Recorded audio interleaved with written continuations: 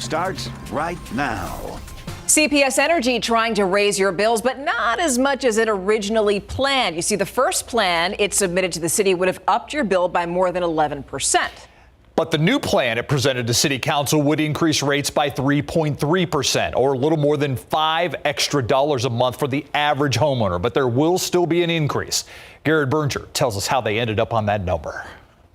CPS Energy officials may know a rate increase isn't popular. Meeting at a time.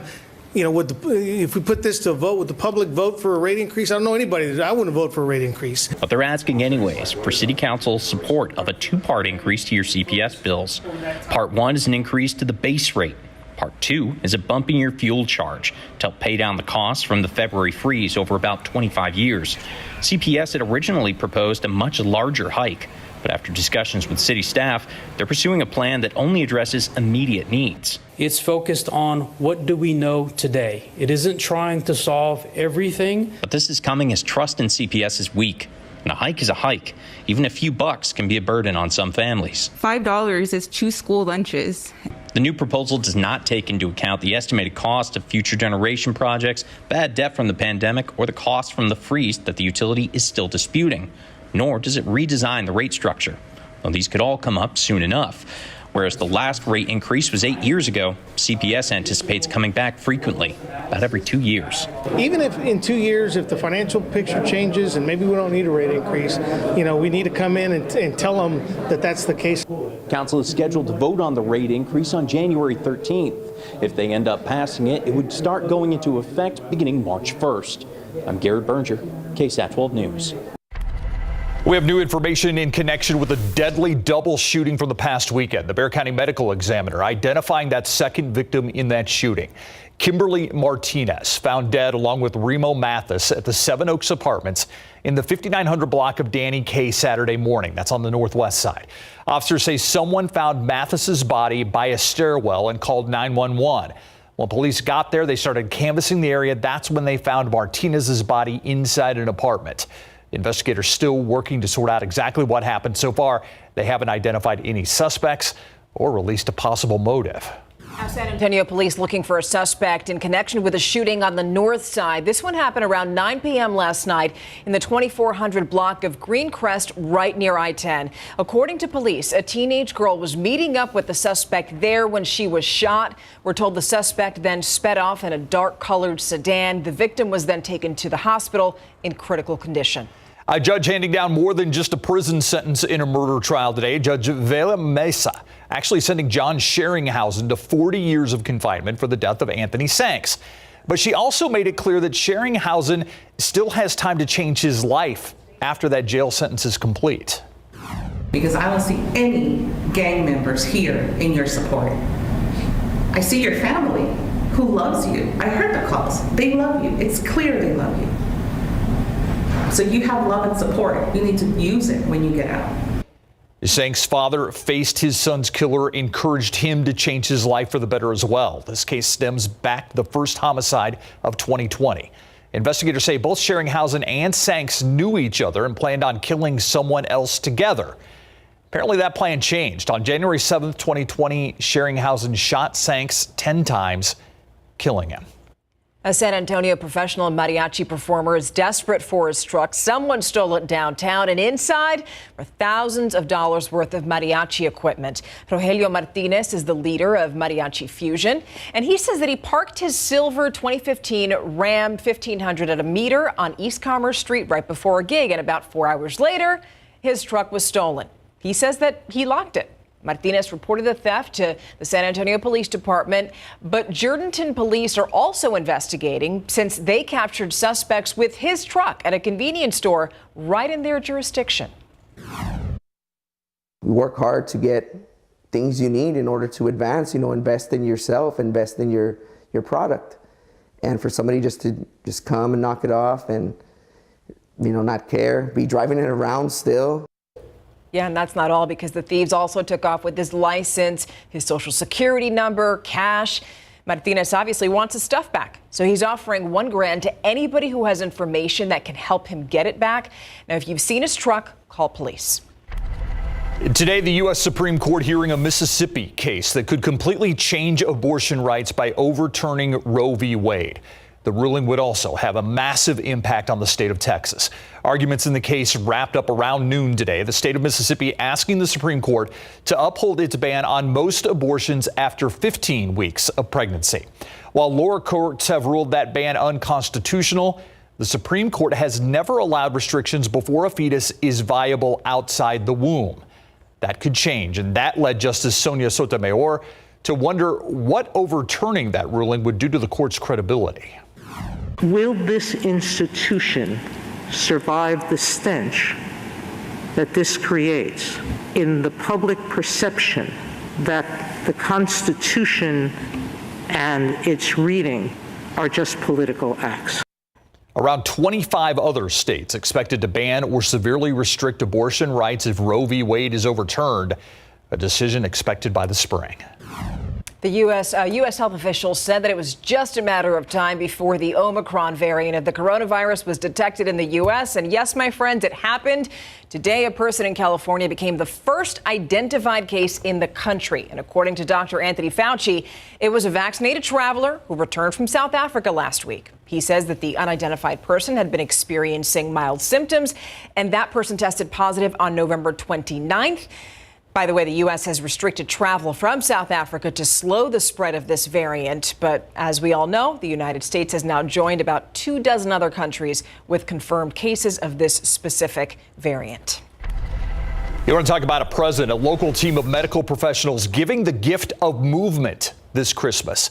According to the CDC, arthritis affects 24% of all adults in the U.S. It's the leading cause of work disability. Since 2011, Operation Walk USA has worked to improve the quality of life for thousands of Americans who suffer with chronic pain. Alicia Barrera has more on the surgeon and her team who are doing their part to restore mobility at no cost, one patient at a time. It's a chore. She has trouble putting on her shoes because I can't get my leg up. Sitting and walking can also be painful. It could start here and it goes all the way down to like my knee. Gina Guerra was recently diagnosed with end-stage arthritis after almost 3 years of debilitating pain following an incident that resulted in several broken bones. And you feel like you're just a burden on people. Soon, she'll get relief thanks to a Google search by her boyfriend. He was just researching and then he came across Operation Walk USA. The program is in its 11th year, and this year, 21 patients will benefit. OpWalk USA was created to provide orthopedic care, specifically joint replacements, for folks here in the U.S. that didn't have the means to obtain a joint replacement on their own. It takes a team. Dr. Amanda Marshall Rodriguez, along with anesthesiologist and physical therapist, all donate their time to perform minor joint replacement. We do it all through a technique that is very minimally invasive, not cutting muscle, but simply moving muscles out of the way so that they can recover much quicker. A life Gina is already planning for. Oh, get a job. I'd rather go back to work and get back to enjoying life. In San Antonio, the surgeries for Operation Walk 2021 will take place Friday at 10 a.m. inside this hospital. Rehabilitation for the patients will begin shortly after, and in a matter of months, they'll have their lives back to normal. Reporting Alicia Barrera, KSAT 12 News. Back to normal. Now, prospective patients must be uninsured, have an income within or below 300% of the federal poverty guideline. Online registration will open again in the spring of 2022. You can head over to KSAT.com for more information on this program. Christmas is coming early for students from the Alamo Colleges district. They're getting free books for the next 2 semesters, and that is thanks to the Alamo Books Plus program. The district is working with Barnes & Noble College for those free books. All returning and new students for the spring and summer semesters next year, the ones who are eligible for this. School officials came up with this idea after finding out just how difficult it was for some students to actually afford the books. We heard a student testimonial today that this will definitely be a relief and be able to remove that barrier to a college education. Tuition is one thing, but then you add the cost of textbooks and it becomes cost prohibitive. Yeah, all those extra fees really start to add up. District officials are planning to invest $17 million from the Higher Education Emergency Relief Fund grant to pay for those books. And students are going to get an email to learn more about how to get their hands on those free books. So after being Windcrest's Lord of the Lights, Adam Caskey back with us in the studio tonight. I kind of miss being out there, I gotta admit. I love y'all, but it was so nice to be out there with all the bright lights. And we need to get out there again because you just don't have enough time and enough segments to show you all the wonderful lights. Now today we started off at 51. By the afternoon we made it up to 76 degrees, so warmer than average for this time of year. The average high, by the way, now at 67. Currently 70 in Bandera. Near 70 in Gonzales, 72 in Castroville, burning right now at 64, and officially in San Antonio at the airport we're 71. But temperatures not falling off a whole lot this evening. I mean, we'll be mid-60s by 10 o'clock and still in the mid-60s at midnight. Just a gradual temperature drop because of that extra humidity that's in the air. We're going to talk about that humidity, what it means for fog and morning temperatures the rest of this week, coming right up. Tonight on the Night Beat, from expensive dinners to luxury limo rides, the defenders uncovering a lengthy list of charges that taxpayers right here at home had to cover. The charges linked to CPS Energy and what our own mayor has to say about it. Plus, the EMS field is struggling. Not enough EMTs or paramedics. I'm Lee Waldman. Tonight on the Night Beat, I'll tell you which areas in our community are feeling the impact. so as traffic returns to normal, pre-pandemic levels, transportation experts are considering some new and also old ideas in order to reduce that congestion. Yeah, they say more people were trying carpooling than the pandemic hit. Our Samuel King joins us now with more on what role incentives could play to get people to dive back into the carpool. And Steve, Stefania, the Alamo Commutes program offers access to incentives like drawings for gift cards and a guaranteed ride home if something happens to your carpool partners or transit ride. But researchers say it may take a little more than that to get people to consider sharing their rides on a regular basis. Just steps from the major construction project on Loop 1604, we asked some people what it would take to get them out of their vehicle. Just paying for parking in general, that really is a big motivator to sharing cars or taking the bus. When two or more people are riding in the vehicle, you can use the express lane, so that might be an incentive for me if there was something like that here in San Antonio. So far, parts of two area highways have those HOV lanes, I-10 and Highway 281. Ali Blazowski with the Alamo Area MPO says more are on the way in the coming years on Loop 1604 and I-35. And we're hoping that as HOV lanes become more connected, if you have to take a trip that involves a couple of highways and you can access an HOV lane with a carpool partner, that we will see more people actively participating, excited to participate in that sort of commute mode. But Blazowski acknowledges it may take a little more to get reluctant Texans out of their vehicles. Two researchers for the Mineta Transportation Institute in California found paying carpool passengers directly may be one of the best ways to do that. Interestingly, the work we did in our report, you'll see. Now, one point is we aren't paying the driver $15, we're paying the passenger $15. And that's really an important point, is that our thing is about rewarding the passenger for what they give up and encouraging them. And researchers say providing more funding for incentive programs like Alamo Commutes would be far less expensive and have a much more immediate impact on congestion than building new highways or adding more transit lines. MPO had been looking for an Alamo Commutes director, and once their person's in place, they hope to ramp up more programs soon. Looking at the commute this evening, this is 410 at Jackson Keller. See some headlights and tail lights there on Loop 410. Busy as always on the northwest side this evening. Taking a look at that, not too bad. We've seen it much worse lately. 12 minutes westbound from I-10 to 151, only 7 minutes eastbound. And we had a big crash earlier, major backup here on I-10 between Loop 1604 and the Bexar Guadalupe County line. That is now cleared, so there's still some slowdowns there. There is some construction in that area. Looking at the wider view, still have our normal delays here on 1604. And just a reminder, this intersection here, Loop 1604 at Blanco Road, a major closure this evening between 11 p.m. and 5 a.m. as they are doing some work out there. You might hear some noises out there. We got some questions from folks in that area who live in this area about what's going on there. They're doing some excavation work as part of that massive project. So we hope to have more on that in the coming days. But just keep that in mind this evening. You might hear some construction noises if you live near 1604 and Blanco. Again, this is Loop 410 at Jackson Keller. Let's take one more TransGuide view here. There's two in the same place. There you go. 90 at 35. That looks fine this evening too, guys. All right. You know what else looks fine?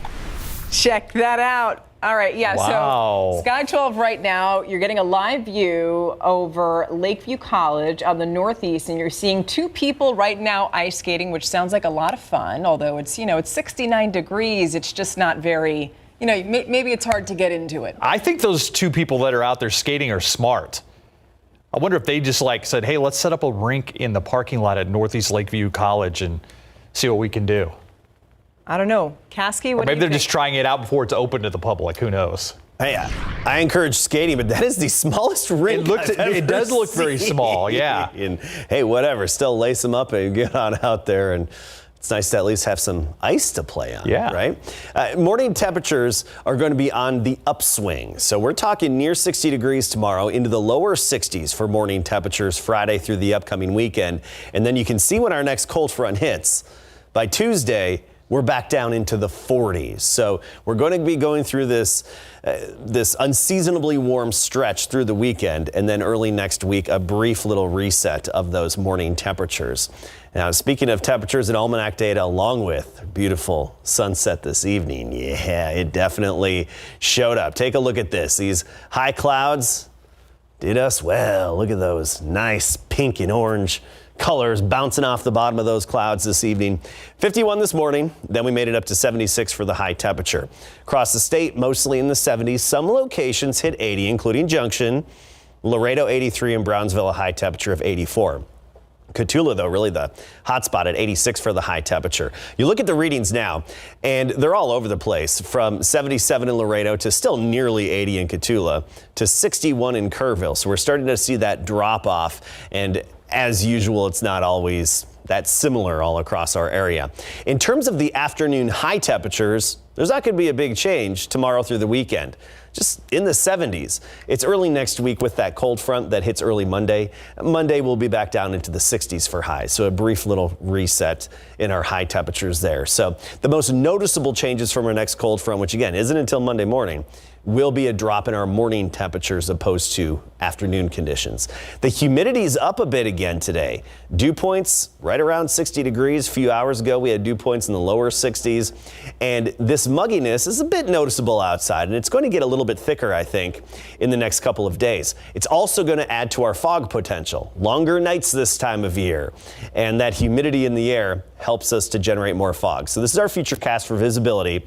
Tomorrow morning during the morning commute, we could have some locations below 1 mile visibility. There's that possibility. And it's not going to be everywhere like that, but those little pockets of fog that develop, I anticipate them again tomorrow morning and really the next several mornings. And by the afternoon, we break free from that mugginess, or from, I should say, the fog. We'll still have the mugginess, as you can see, dew points in the 60s all the way up until about Sunday morning. Then we see those dew points fall off and only one little brief respite from this humidity. It's returned, and we're only going to get rid of it for about a day on Monday next week because of that weak front. So those high clouds streaming in from the southwest, they gave us that nice sunset. Not a whole lot of real wound up activity across the nation. We're just still watching this upper level disturbance, that swirl over the northern Baja Peninsula, throwing a little bit of cloud cover our way and a little bit of moisture, but it's running into this drier air that's also spread across Texas. So it's going to be hard to really kickstart a lot of thunderstorm activity from it. We don't have all the ingredients together to really give us good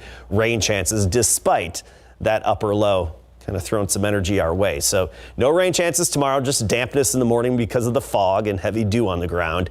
Near 60 at sunrise. By the afternoon, some sunshine. Mid-70s again, not much of a breeze. By Friday, we've got a 30% chance of a few showers, maybe a brief thunderstorm, especially the first part of the day. But other than that, we're looking at a 20% chance Sunday night, early Monday morning with that cold front. All right, Adam. Thank you. All right, Western Kentucky called the Hilltoppers. Okay. On Friday, I'm hoping UTSA becomes the Hilltoppers. Hilltoppers. Are you with me, Larry? I'm totally with you. Okay. You know, that's the thing I miss most about vacation. Spreester and all his little funny dad jokes. Thank you. Yeah, dad jokes. Yeah. You know my niche. You do rock at dad jokes, I bet. You know my niche. Yeah, that's right. Hey, the Kentucky Hilltoppers, Western Kentucky Hilltoppers offense is a powerful unit, and it has a local connection. Plus, UIW feels the pressure is on Sam Houston. Coming up.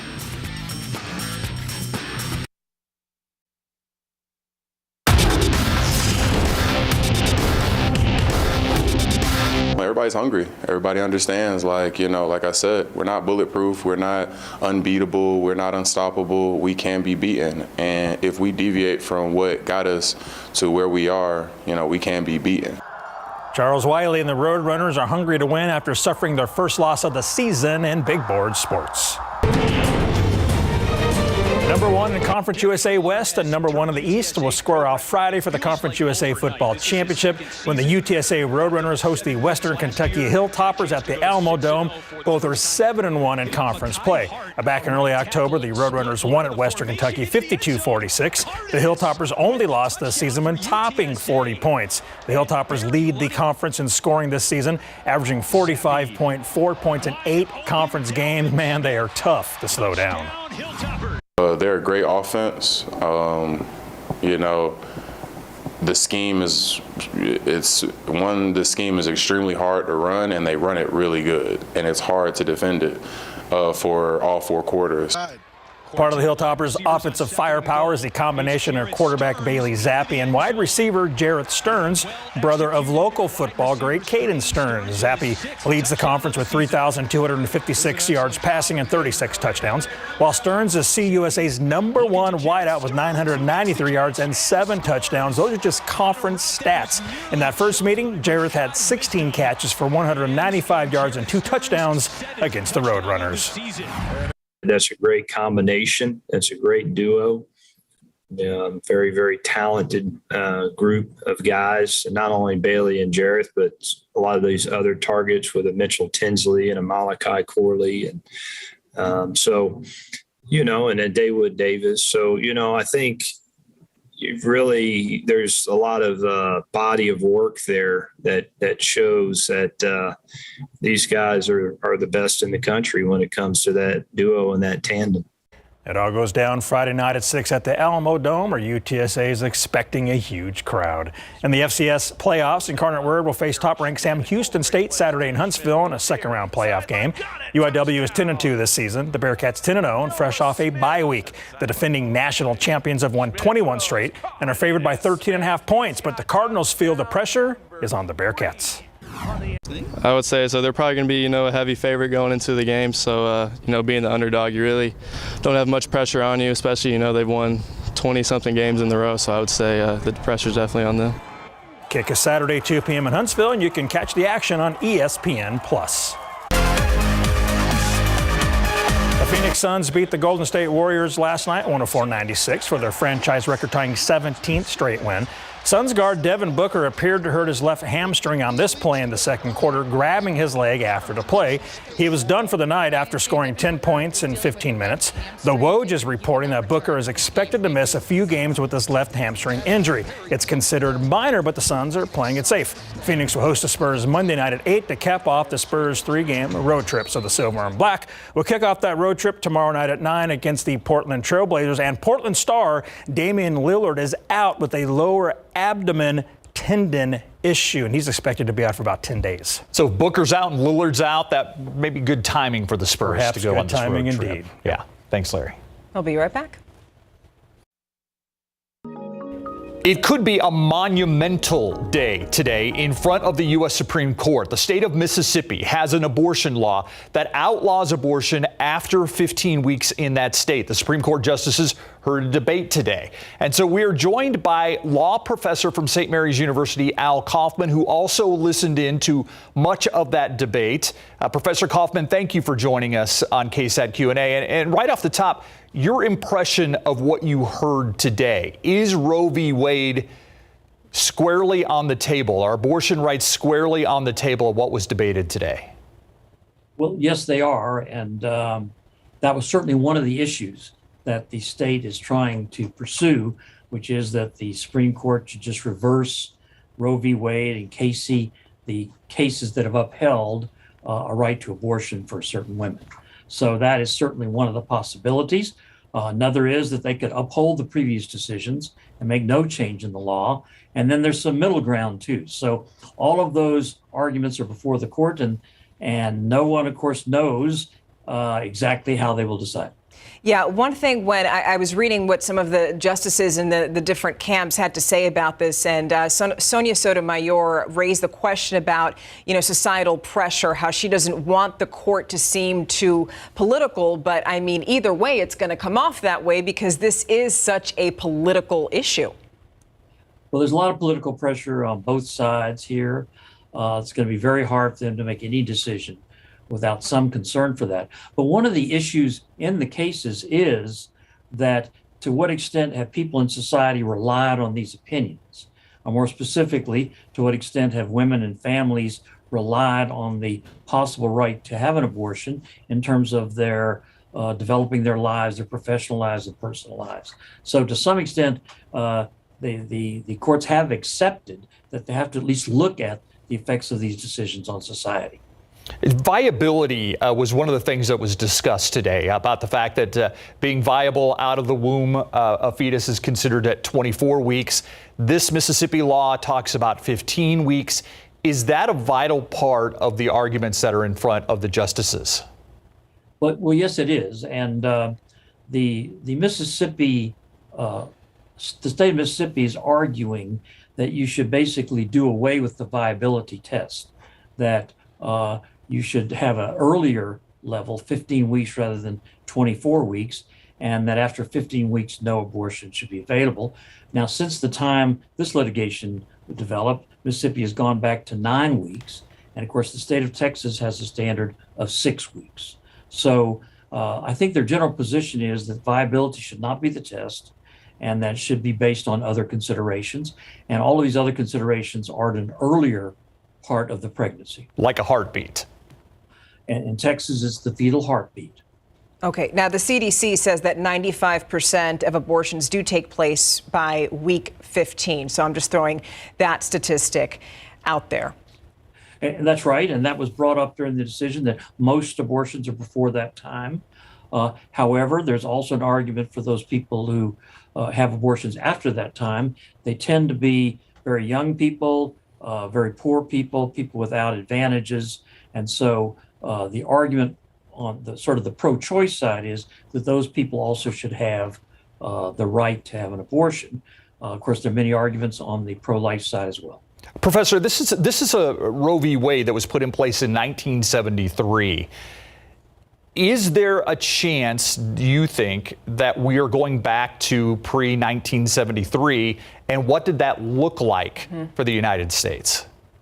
Well, there certainly is a chance that that could happen. Indeed, that's what Mississippi is asking for. Before 1973, it said it was illegal in Texas to have an abortion or for a doctor to do an abortion. And of course, there was a lot of efforts by women to end their own pregnancies, back alley abortions, coat hangers, other drugs, etc.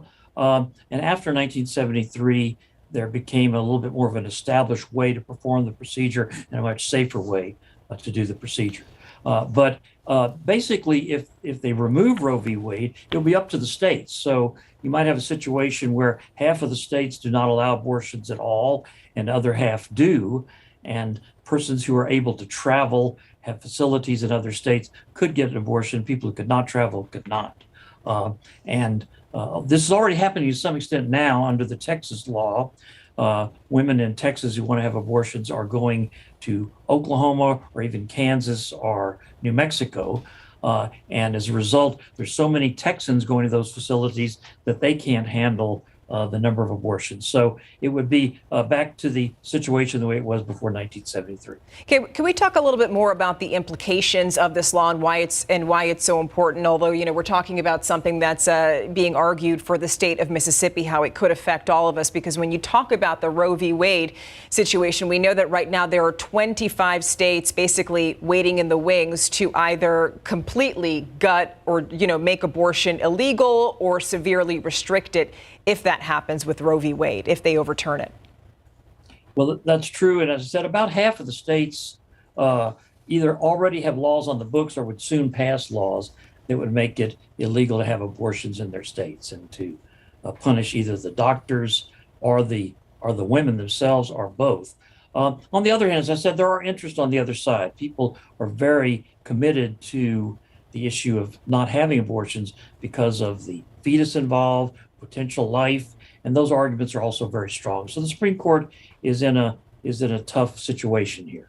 And of course, they won't rule until spring, if even then. Professor Al Kaufman from St. Mary's University, appreciate your expertise in walking us through kind of the ramifications, some of the arguments today. Always appreciate your time, sir. Thank you, and I'm glad you all are covering this important issue. Thank you. Thank you. We'll be right back after this. Welcome back, everybody. Just some construction reminders once again. Loop 1604 on the northwest side between I-10 and Bandera Road. Those alternating closures through this week. Segment 3, Loop 1604. I've been hearing a lot about that. Folks have commented to us about this work here again. Loop 1604 at Blanco. Overnight, this intersection will be closed, so there's going to be a traffic concern there. But some of the work, people have reported hearing some sort of the vibrations from that work there. So just keep that in mind overnight. That is expected to continue through at least this week, the weeknights overnight. Also, some work on Loop 410 on the northeast side here, also doing some geotechnical and drilling work.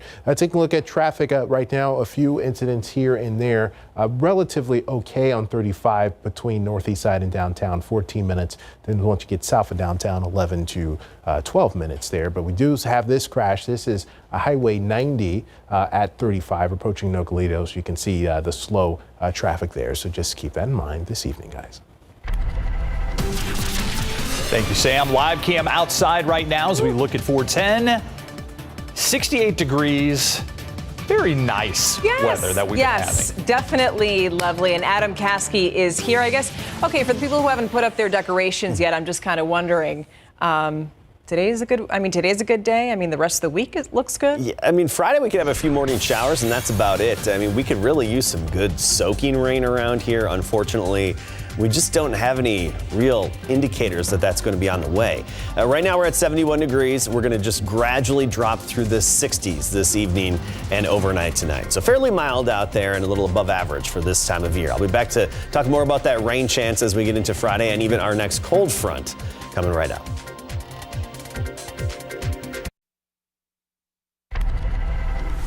All right. So Thanksgiving already in the rearview mirror, but there may still be some pie hanging around. I don't know, Steve, maybe. Well, today is a good day to polish it off because it's National Pie Day. Actually, make that National Pie Day Part 2. Yeah, the pie celebration on December 1st, the second observance of the year. According to nationaldaycalendar.com, the more popular National Pie Day, January 23rd, which actually isn't that far away. Right. But clearly, pie is popular enough to get more than one day to itself, and that doesn't even count National Pie Day, P.I. Day, which is more about math than baked goods. Doesn't matter. Adam Caskey likes all of them. Yeah, of course, there's like 20 pie days. The only one that should count is the math one. I mean, bah humbug. Exactly. I know you at home are in agreement with me. Enough with this national stuff. Except for all the bakers out there. Yeah, they probably appreciate National Pie Day. Yes, and every month that comes around, is that right? All righty, so let's do the next two. Yeah, that's it. Yeah.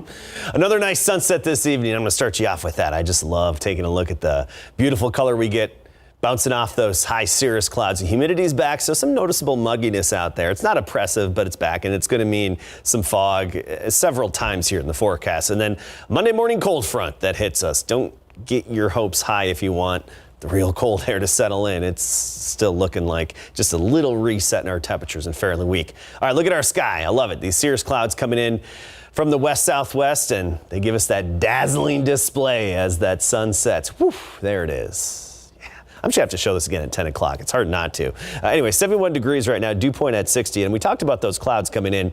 They're being pushed our way from an upper level disturbance over the Baja Peninsula. And it's a little bit of Pacific moisture that's being moved over Mexico and then here into Texas and runs into some drier air in central Texas. And there are some showers and thunderstorms induced by the higher terrain in Mexico, but nothing that's really substantial in terms of a flow of moisture, a good atmospheric river, nothing like that, or even real solid energy coming our way from this big upper level disturbance, this big counterclockwise circulation. It's been there for several days and it's going to stay there for several more days, but it does have a little bit of rain-making energy to move our way, and that gives us a slight chance of a few showers. Unfortunately, nothing widespread and soaking, which is what we could use, but we'll start the day tomorrow. Let's go through time here. 7 a.m. areas of fog, some more patchy fog to start the day tomorrow. Reduced visibility for the commute and that thick dew on the grass and Christmas lights, Christmas decorations and on your car. By the afternoon, some sunshine mixed in.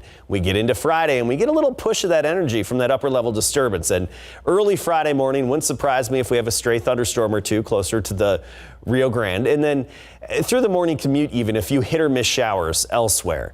We're only giving it about a 30% chance. So that shows you our lack of confidence in really seeing much or any widespread activity, fairly isolated in nature.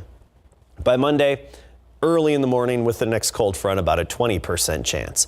Dew points right now around 60 degrees, and earlier today, lower 60s, so noticeable mugginess out there. Not oppressive, but noticeable. And in the hill country, dew points down into the 50s where we got some slightly drier air.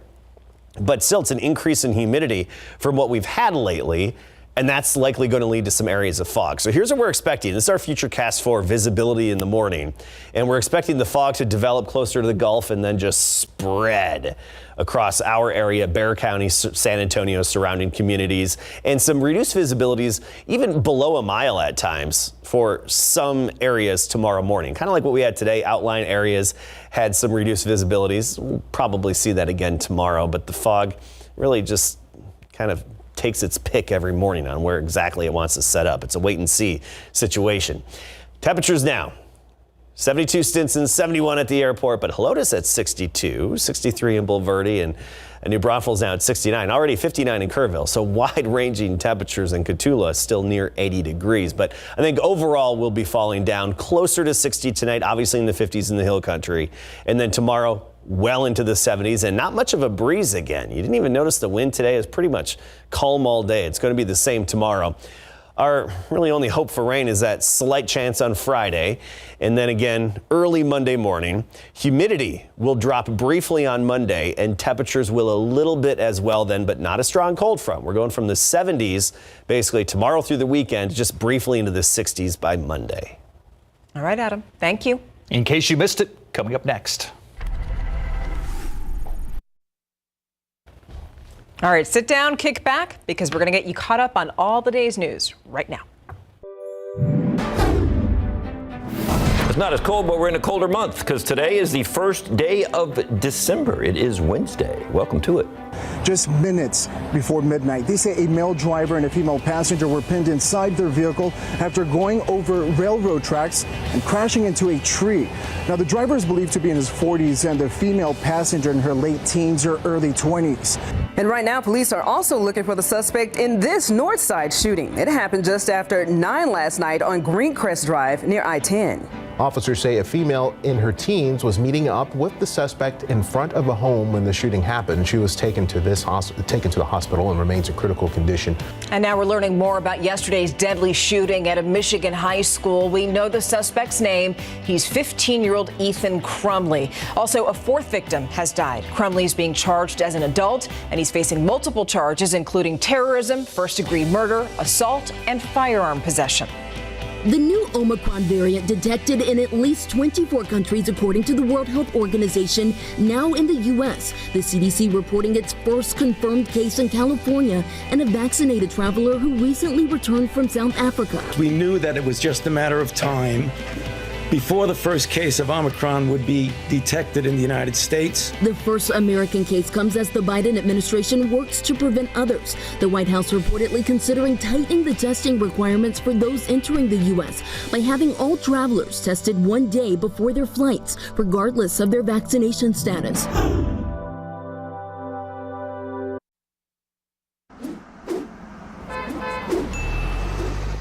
Just another reminder here, Loop 1604 at Blanco Road, some construction tonight as part of the project, so you'll definitely see the traffic impact as well as hear some of the construction noise tonight. So keep that in mind this evening. Looking at that area right now, 11 to 12 minutes between I-10 and 281, so that does look fairly good.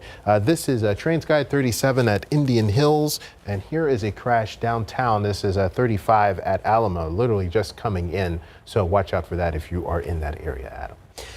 And for the morning commute tomorrow, Sam, we'll probably have some areas of fog, and that's going to be the case again Friday, Saturday, and Sunday morning. So low clouds and fog, the trend here all the way through the weekend, at least for the morning hours, and we'll squeeze in a little bit of sunshine here and there for the afternoons. 30% chance of a few quick hitting showers on Friday, 20% chance Sunday night, early Monday. Otherwise, unfortunately, we're looking dry and fairly repetitive temperature-wise through the weekend. All right. Thank you. Thank you so much for joining us today. We'll see you on the Night Beat tonight at 10.